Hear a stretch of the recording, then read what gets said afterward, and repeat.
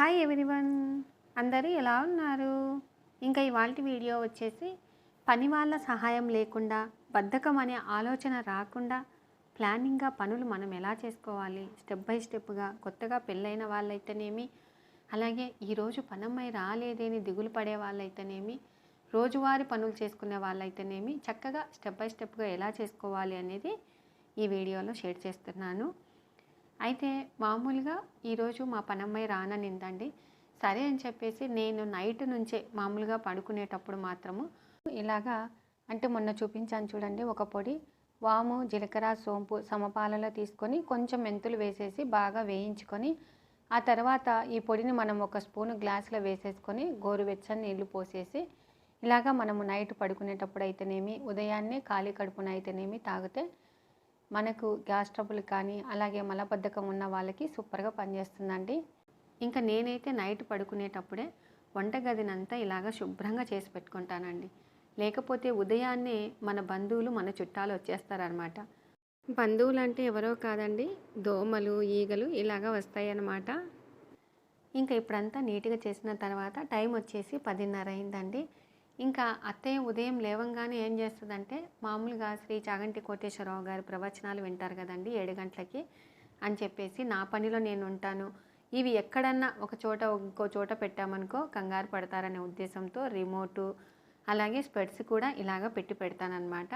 అంటే మామూలుగా aged person వాళ్ళకి ఒక వస్తువు కనపడకపోయినా కూడా వాళ్ళకి చిరాకు పడుతూ ఉంటారండి. అలా కాకుండా నైట్ ఇలాగ అన్నీ పెట్టేస్తాను. ఇంకా ఆ తర్వాత ఉదయము మా మున్ని రాననిందనమాట. సరే అని చెప్పేసి ఇంకా బట్టలు కూడా అన్నీ మడత పెట్టేసుకున్నానండి. ఆ తర్వాత అత్తయ్యకి ఏంటంటే పడుకునేటప్పుడు ఈ నడుమ ఈ ఎండలకి ఆమెకి అలసట వస్తుందన్నమాట అని చెప్పేసి ఈ స్టిక్ మొన్న తెప్పించి చూపించాను చూడండి. సో ఇది మాత్రం అత్తయ్యకి చాలా బాగా యూజ్ అవుతుందన్నమాట. ఆ కట్టె పట్టుకొని అత్తయ్య బాత్రూమ్కి పోవడం అలాగా చేస్తూ ఉన్నారు. ఇంకా ఉదయం లేవంగానే ఉదయం కరెక్ట్గా 5కి లేచానండి. ఈ నడుమ ఏంటంటే బాగా వెయిట్ అవుతున్నాననే ఉద్దేశంతో వాకింగ్ చేస్తూ ఉన్నాను. మామూలుగా రోజు నైటే చేస్తూ ఉంటుంది, కానీ ఈ నడుమ ఏంటంటే ఉదయాన్నే వెళ్తూ ఉన్నానండి. మన కోసం మనం కూడా అప్పుడప్పుడు టైం కేటాయించుకోవాలి అనేది నాకు ఇప్పుడిప్పుడే తెలుస్తూ ఉంది. సో అని చెప్పేసి ఉదయం అయితే బాగా స్పీడ్గా నడవగలము. అలాగే మనకు మన మనసు కూడా ప్రశాంతంగా ఉంటుంది. అలాగే మనం వాతావరణాన్ని కూడా ఆస్వాదిస్తూ కొత్త కొత్త ఆలోచనలు ఉదయాన్నే వస్తాయండి. ఎందుకంటే మనం నైట్ బాగా పడుకుంటాం కాబట్టి ఉదయం కూడా మన మైండ్ కూడా ఫ్రెష్గా ఉంటుంది. ఏదైనా మనకు ఆలోచనలు రావాలి అంటే ఉదయాన్నే వస్తాయండి. ఇంకా ఇక్కడ ఎక్సర్సైజులు ఇవి ఇలాగా ఉన్నాయన్నమాట. సరే అని చెప్పి అవి మనకి ఏంటంటే ఒక్కొక్కటి ఒక్కొక్క రకం ఎక్సర్సైజులు ఉన్నాయండి. దాంట్లో కొంతసేపు, దీంట్లో కొంతసేపు ఇలాగా చేసేసి ఇంకా పైకి వెళ్ళకుండా ఒకేసారి కసు ఊడ్చేసి ఆ తర్వాత నీళ్లు కొట్టేసి ఇంకా చెట్లకు కూడా నీళ్లు పట్టేస్తాను. అంటే మనము పైకి వెళ్ళిన తర్వాత మళ్ళీ ఆ పని మళ్ళీ చేయొచ్చులే అని పెండింగ్ వేసుకోకుండా పనిలో పనిగా ఇంకా వాకింగ్ అయిపోతూనే ఇలాగా ఇంటి పని చేసేసుకుంటాను. ఎప్పుడైనా కూడా ఇంతేనండి. అంటే మనము పనామె రాలేదని దిగులు పడితే అసలు పనులే కావన్నమాట. మనం కొంచెం ధైర్యం తెచ్చేసుకొని మన పని మనము స్టెప్ బై స్టెప్గా చేసుకుంటే ఇలాగ ఈజీగా చేసుకోవచ్చు. ఇంకా అత్తయ్య పైకి వచ్చేసరికి ఈ విధంగా స్నానం చేసేసి వచ్చి ధ్యానం చేసుకొని తులసమ్మ దగ్గర ఇలాగ మొత్తం పూలన్నీ తీసేస్తూ ఉంది. ఇంకా మా అన్నయ్య కొడుకు కూడా 2 స్కూటీలు బయట పెట్టి నీట్గా తుడుచుకొని ఆ తర్వాత ఎక్కడ కీస్ అక్కడే పెట్టాలండి. నాకు ఎక్కడ పడితే అక్కడ కీస్ వేశారనుకో అస్సలు చిరాకు అనమాట. కాబట్టి ఏ వస్తువు అక్కడ పెట్టాలి అనేదే నా మైండ్ సెట్. ఇంకా ఇప్పుడైతే కాఫీకి వెయిట్ చేస్తూ ఉన్నారండి. ఉదయం వాకింగ్కి వెళ్ళినప్పుడే మొహం కడుక్కొని వెళ్ళానమాట. కానీ మనం ఎప్పుడైనా కానీ వంటగదిలోకి రావాలని అనుకునేటప్పుడు మంచిగా మొహం కడుక్కొని బ్రష్ వేసుకొని రావటమే మంచిదండి. అంటే ఉదయాన్నే లేవంగానే స్నానాలు చేసేసి హడావిడిగా పూజలు చేసుకుంటూ హరిబరిగా అయితే నేను చేయలేనండి. ఎందుకంటే మన ఇంట్లో మన వాతావరణాన్ని పట్టించి మనం మలుచుకోవాలన్నమాట. మనం లేచిన నుంచి పూజ చేసుకుంటూ ఉంటే అత్తయ్యకి లేట్ అవుతుంది, అన్నీ లేట్ అవుతాయండి అని చెప్పేసి నా మార్నింగ్ రొటీన్ అయితే ఇలాగనే ఉంటుందండి. ఇంకా ఇప్పుడైతే పాలల్లో ఉన్నటువంటి మీగడ తీశాను. ఆ తర్వాత పాలు బాగా కట్టాలి అంటే ఇలాంటి జారలు లాంటిది మనం మూత పెట్టామనుకో నెక్స్ట్ కొంచెం మీగడ కట్టేసిన తర్వాత ఆ మీగడ వేసేసి తోడు వేసుకుంటాను. ఇంకా అత్తయ్యకి మాత్రం కాఫీ ఇచ్చానండి. ఆ తర్వాత నేను మాత్రము రోజు నడుమ వేడి నీళ్ళల్లో కాసింత ఉప్పు వేసేసి ఇలాగా పుక్కలిస్తూ ఉంటానండి. సో రీసెంట్గా నేను సెకండ్ హ్యాండ్ది వాషింగ్ మిషన్ తీసుకున్నానండి. ఇంకా ఇప్పట్లో ఇది వాడే విధానం చాలామందికి తెలుసు, కానీ కొంతమందికి తెలియని వాళ్ళు ఉంటారని చెప్పేసి చెప్తూ ఉన్నాను. ఫస్ట్ అయితే ఏ బట్టలైనా కూడా మనము ఇలాగ విడమర్చి నీట్గా ఇలాగ పెట్టేసుకొని ఆ తర్వాత డోర్ వేసేసి ఆ తర్వాత స్విచ్ ఆన్ చేసి ఇంకా ఇప్పుడు మనము ప్రోగ్రామ్ను బట్టించి మనం సెట్ చేసుకోవాలి. ఇప్పుడు నేను బెడ్షీట్స్ వేశాను కదా, కాబట్టి మనము ప్రోగ్రామ్ను సెట్ చేసుకోవాలి. సో ఏ క్లాత్ అయితే ఆ క్లాత్ని బట్టించి మనం ప్రోగ్రామ్ని సెట్ చేసుకుంటే అదే టైం కూడా సెట్ చేసుకుంటుంది. సో నేనైతే బెడ్షీట్లు వేశాను కాబట్టి బల్కీ బెడ్డింగ్ అని ఉంటుందండి, అక్కడ దానికి పెట్టేసుకున్నాను. ఇంకా ఆ తర్వాత లిక్విడ్ వేసేసి ఇప్పుడైతే స్టార్ట్ నొక్కానండి. ఇది ఎందుకు తెప్పించుకున్నానంటే మా సాకలమ్మకి కొంచెం ఏజ్ వస్తూ ఉందండి. సో బరువు బట్టలు అనేది ఎత్తలేకునుందనమాట. సరే అందులో ఏంటంటే మనకు మామూలుగా మా ఇంట్లో పూర్వకాలం లెక్క బొంతలు మందం మందం బెడ్షీట్లు ఉన్నాయన్నమాట. సరే ఈ వాషింగ్ మిషన్లో మనకు మామూలుగా కాలి కింది బట్టలు అయితేనేమి మందం ఉన్న బెడ్షీట్లు అయితేనేమి చాలా బాగా యూజ్ అవుతుందని చెప్పేసి నేను సెకండ్ హ్యాండ్ కింద మా పక్కన ఆంటీ వాళ్ళ దగ్గర కొనుక్కున్నానండి. నాకైతే ఇది చాలా బాగా యూజ్ అనిపించింది. మెయిన్గా టవల్ అయితే చాలా బాగా తెల్లగా అవుతున్నాయండి. ఇంకా ఆ తర్వాత మామూలుగా ఏంటంటే ఈ వాషింగ్ మిషన్లో ఇంకా నేనైతే మాత్రం ఎక్కువ శాతము స్నానం చేయకుండానే బట్టలు వేసేస్తానండి. మళ్ళీ స్నానం చేసిన తర్వాత బట్టలు ముట్టుకున్నానే అని ఒక ఫీలింగ్ అనమాట. ఇలా ఫీలింగ్ ఎంతమందికి ఉంది అనేది కూడా తప్పకుండా కామెంట్ చేయండి. ఇంకా ఇప్పుడైతే మాత్రము వాషింగ్ మిషన్లో బట్టలు వేసేసి బయట నీళ్లు పట్టాలి కదండి చెట్లకి. అందులో ఇప్పుడు ఏంటంటే మాకి అప్పుడు 2 రోజులకు ఒకసారి మాత్రమే నీళ్ళు వచ్చేటివి. ఇప్పుడు అట్లా కాదండి, రోజు నీళ్ళు వస్తూ ఉన్నాయి కాబట్టి భలే హ్యాపీగా ఉందన్నమాట. అందులో చెట్లకు ఎండ ఎక్కువగా ఉండటం వల్ల ఊకినే వడిలిపోతున్నాయండి. ఈ చెట్లలో ఏంటంటే అసలు ఇవి చెట్లు పైకెక్కి రాకునున్నాయి, పూలు రాకునున్నాయి. మేమైతే వచ్చిన పూలను మాత్రము బాగా హ్యాపీగా చూసుకుంటూ ఉన్నాను. ఇంకా ఈ విధంగా మొత్తం చెట్లకంతా నీళ్లు పట్టేసి అలాగే ఏదైనా గడ్డి ఉంటే తీసేసుకుంటూ కొంచెం సేపు చెట్లతో గడుపుతానమాట. ఇంకా ఇప్పుడైతే కిందికి వచ్చేసి ఈ విధంగా చట్నీ చేస్తూ ఉన్నానండి. పచ్చి కొబ్బరి చట్నీ అనమాట. ఈ చట్నీ చాలామందికి తెలుసు కదా. పచ్చి కొబ్బరి అలాగే పచ్చిమిర్చి వాటితో పాటుగా ఆనియన్ అల్లం ముక్క అలాగే కొంచెం పల్లీలు జీలకర్ర అలాగే కొంచెం చింతపండు వేసేసి ఇలాగ బాగా చల్లారిన తర్వాత మిక్సీ పట్టేసి ఒక బౌల్లో వేసేసాను. ఈ చట్నీ ఎంతమందికి ఇష్టం అండి. నిజంగా కొబ్బరి చట్నీ అందరికీ ఇష్టమే కదా. ఇంకా ఇప్పుడైతే దోసపిండిలో కొంచెంగా ఉప్పు వేసేసి ఇలాగ బాగా కలుపుతూ ఉన్నాను. కానీ ఈ దోసపిండిలో ఎక్స్ట్రా ఒకటి వేసామండి. మామూలుగా బియ్యము అలాగే మినపప్పు శనగపప్పు మెంతులు అటుకులు వేస్తాము, కానీ వాటితో పాటుగా ఒక గుప్పెడు అలసందలు వేసేసి ఈసారి దోశ చేశానన్నమాట. ఈ టిప్పు పాటించి చూడండి, దోశ క్రిస్పీగా సూపర్గా ఉంటుందన్నమాట. సరే ఇంకా పెన్నం పెట్టేసి కొంచెం ఆయిల్ వేసేసి టిష్యూ పేపర్తో అనేసి మనకు బాగా అంటే పొగలు రావాలండి పెన్నంకి. ఆ తర్వాత మనం స్టవ్ ఆఫ్ చేసి చల్లబడే లోపల నేను ఇక్కడ పాత్రలన్నింటినీ కడిగేసుకున్నానండి. మామూలుగా స్నానం చేసి పూజ చేద్దాం అనుకున్నాను. అత్తయ్య ఏంటంటే నైట్ 7 గంటలకే టిఫిన్ చేస్తారనమాట. ఇంకా ఉదయం బాగా ఆకలి అవుతుంటుంది. సరే అని చెప్పేసి 2 దోశలు పోసిచ్చిన తర్వాత మనము మళ్ళీ యథాప్రకారంగా మన పనులు ఉంటాయి కదా అని చెప్పేసి ఒక 2 దోశలు అయితే పోస్తున్నానండి. నిజంగా ఈ దోశలు మాత్రం చాలా అంటే చాలా బాగున్నాయి. తప్పకుండా ఈ టిప్పు పాటించి మీరు చేసుకోండి. ఒకవేళ మీకు కొలతలు కావాలి అనుకుంటే నేను డిస్క్రిప్షన్లో ఇస్తాను, తప్పకుండా చెక్అవుట్ చేయండి. చాలామంది మీ దోశలు బాగా ఎర్రగా ఉంటాయి, మా దోశలు తెల్లగా ఉంటాయి ఏంటని అడుగుతూ ఉంటారు. నిజంగా దోశలు మనము కొలత బాగా పోసుకోవాలండి. నేను చాలాసార్లు అంటే నానబెట్టేది అవన్నీ చూపిలేదు, చాలాసార్లు చెప్తూనే ఉన్నాను ఇలా వేసుకోవాలి ఇలా వేసుకోవాలని. చూడండి ఎంత క్రిస్పీగా ఉందో దోశ. చట్నీ కూడా సూపర్ కాంబినేషన్ అండి, తప్పకుండా ట్రై చేయండి. ఇంకా ఇప్పుడైతే అత్తయ్యకి పోసిచ్చాను కదా, ఇంకా ఆ తర్వాత బెడ్షీట్లు అన్నిటినీ నీట్గా ఇదిలించుకొని వెంటనే కిటికీలు తీసేసుకోవాలండి. కిటికీలు తీయకపోతే నాకు ఎలా ఉంటుందంటే అసలు బంధించినట్టుగా ఉంటుందన్నమాట. ఎప్పుడైనా ఉదయాన్నే మనం లేస్తూనే కిటికీలు అన్నీ తీసుకోవాలి, బెడ్షీట్లన్నీ ఇదిలించుకోవాలి, మడత పెట్టుకోవాలి, అవునా? ఇలాగా చాలామంది చేస్తూ ఉంటారు కదండి.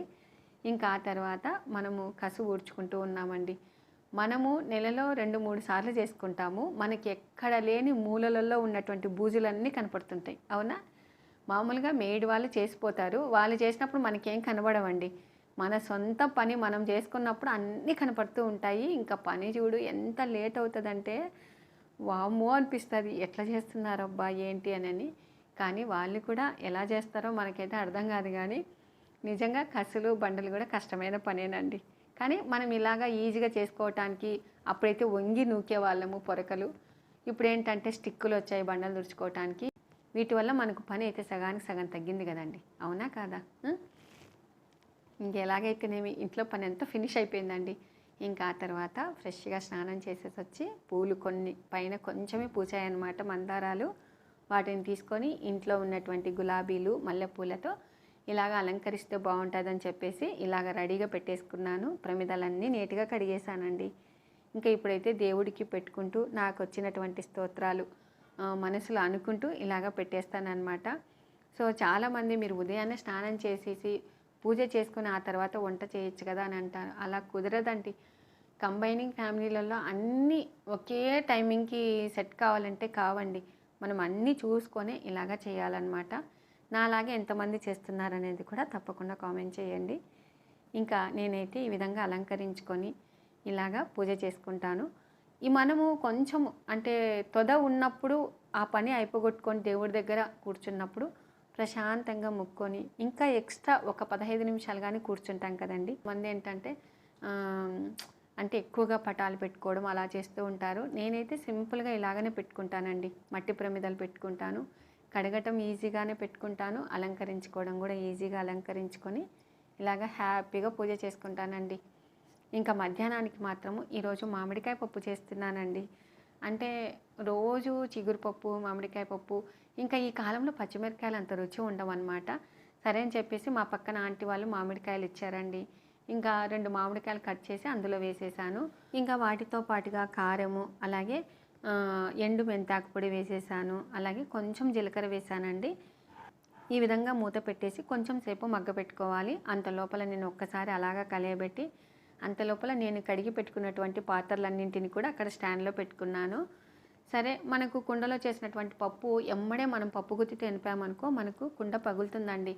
అంతలోపల ఇలాగా నేను మొత్తం ఎల్లిపాయలన్నింటినీ వలిచేసుకొని ఆ తర్వాత పప్పు మొత్తం ఇలాగ ఎనుపుకొని వచ్చి ఇంకా రసంకి మాత్రము కాసింత నీళ్లు పోసేసానండి. ఈరోజు కొత్తిమీర ఉందా లేదా అనుకుంటూనే కొత్తిమీర దొరికిందనమాట. నాకు కొత్తిమీర లేకపోతే ఇంకా మెంటలండి.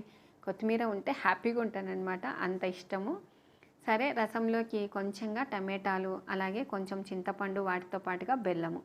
నేను వారానికి ఒక్కసారి మాత్రమే రసం పొడి చేసుకుంటానండి. అలా చేసుకుంటేనే ఘాటు ఉంటుంది, భలే టేస్ట్ ఉంటుందన్నమాట. ఇంకా రసం పొడి కొలతలు కూడా అంటే మామూలుగా నేను ఉజ్జాకు వేస్తూ ఉంటాను. ఒట్టిమిరపకాయలు, అలాగే కరివేపాకు, మిరియాలు, కొంచెం కందిపప్పు, మెంతులు, జీలకర్ర అంతేనండి. ఇంకా నేను ఎక్స్ట్రా ఏమి వేయను.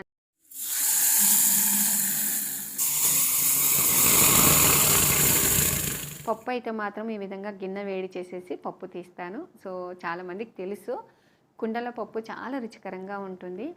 ఇంకా అయితే ఈరోజు మామిడికాయలు మా పక్కన ఆంటీ వాళ్ళు పంపించారు కదా అని చెప్పేసి మొత్తం అన్నింటినీ నీట్గా కడుగుతూ ఉన్నాను.